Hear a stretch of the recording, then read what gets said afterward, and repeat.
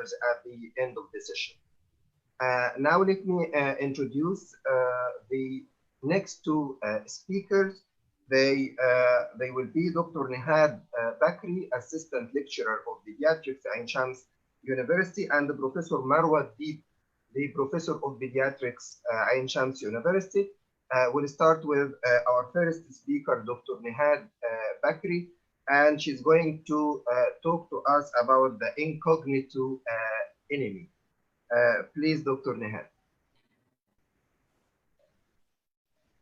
Good evening, dear professors and colleagues. I would like to thank you, dear Professor Muhammad, for your kind introduction.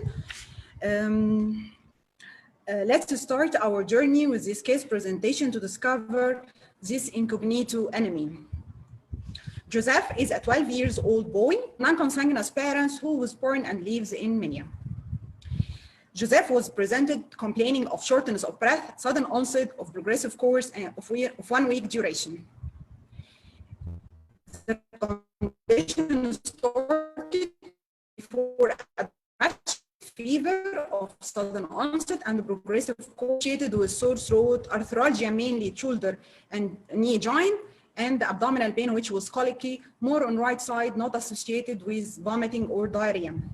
Patient sought medical advice and he was started treatment by antibiotics, intestinal antiseptics, and antibiotics with partial improvement as case of acute tonsillitis.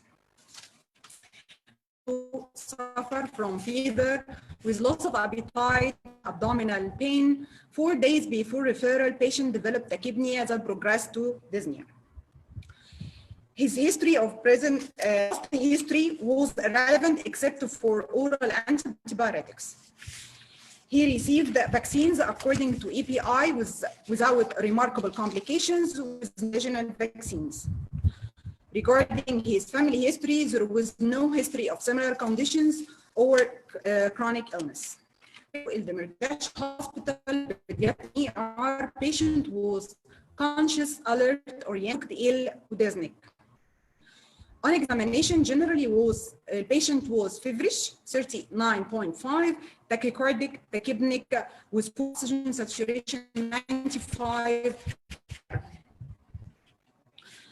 Locally, chest examination showed diminished re-entry on right side with bilateral fine crepitations, systolic murmur and gallop rhythm. His abdomen was lax with tender hepatomegaly, palpable tip of spleen, and finally neurological examination was unremarkable with Glasgow score 15.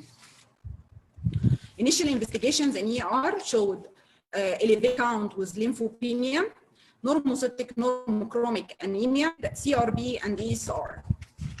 Metabolic profile was unremarkable except for and slightly elevated ALT and AST with elevated LD. Initial chest X-ray in ER showed that right-sided pleural effusion and the cardiomegaly and increased bronchodavascular markings, showed moderate precardial effusion without pathological valve lesion and elevated troponin cardiac enzymes. Patient was admitted to BQ. On admission, patient was in cardiogenic shock on milrinone, noradrenaline, and Lasix infusion with initial IV antibiotics were Fortum, Vanco, and Methane, and follow-up echo was done, showed increased amount of effusion with fibrin threads. Precardiocentesis was done after patients improved condition and stabilization, which showed exudative serous fluids with cell count on type bloody, and cultural sensitivity was showed no gross, and with negative Zell-Nielsen stain. Joseph condition was improving as regards shock, and inotropes were stopped, but patient still feverish. To summarize positive data, signs showed prolonged high-grade fever, transient reddish rash on extremities, loss of appetite and weight loss. The patient lost 4 kilograms in first week of admission, abdominal pain and tenderness, mild hepatosplenomegaly, and axillary lymph nodes, carditis, patient's leukocytosis with lymphopenia, elevated CRB and ESR, normocytic normochromic anemia, and precardial effusion with right-sided pleural effusion. First, differential diagnosis. Patient persistent with fever, infection, viral, COVID, Epstein-Barr virus, bacteria like TB, typhoid, brucellosis, inflammatory diseases like Kawasaki, systemic onset juvenile idiopathic arthritis, inflammatory bowel diseases, malignancy, leukemia, lymphoma, causing secondary HLH. As regards infection, no history of diarrhea or vomiting, just fever and abdominal pain, no history of direct contact with animals or drinking unpasteurized milk. Labs COVID-19 was excluded by double negative swab. Gene expert from precardial effusion was negative for TB. HIV, Epstein-Barr virus, cytomegalovirus PCR was negative. Blood, urine, and sputum cultures showed no growth. Only Vidal test showed elevated Salmonella typhi O and the H titer.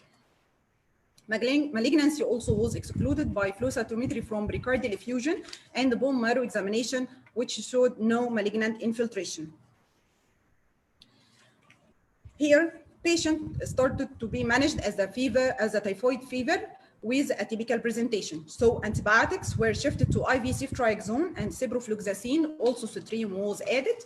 Fever frequency was decreased to 38.5, 2 to 3 times per day. Other differential diagnoses still in mind. So pelvic abdominal ultrasound with band CT were done, showed bilateral pleural effusion, posterior consolidation collapse, moderate precardial effusion, and abdominal CT showed thickened edematous wall with submucosal reactionary lymph nodes at the region of ilium, cecum, and ascending colon. Echo showed mild precardial effusion with improvement of cardiac contractility.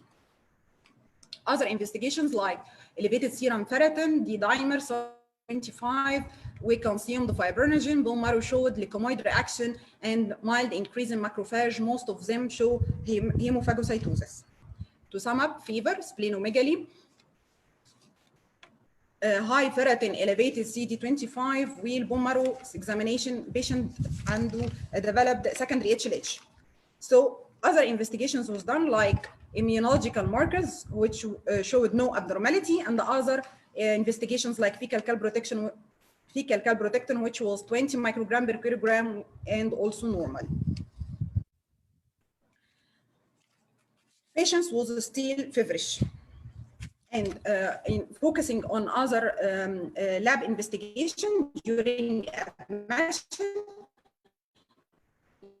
lymphocytic lymphopenia, anemia, and received RBCs once, elevated CRP and ESR, procalcitonin, persistent hypoalbuminemia with persistent Vidal test with high titer for Salmonella typhi O and H.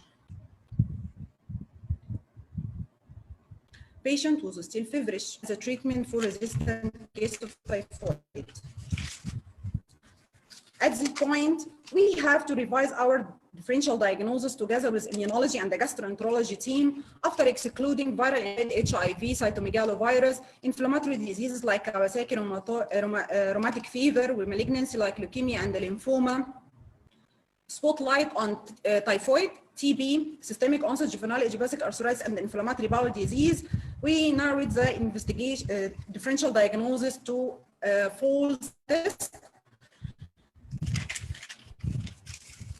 TB, and inflammatory bowel disease, the first two focused, and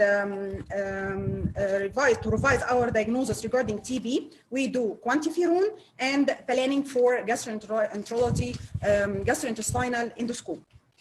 The surprise was quantiferon was positive. Patient started anti-tuberculous treatment. 1 week later, no fever, improvement of appetite. Patient discharged home after treatment and follow-up as a case of TB enteritis. I want to thank all my dear professors and colleagues, residents. I really appreciate your continuous support. I would like to say family are not related to blood, but best friends and sincere professors too. Thank you.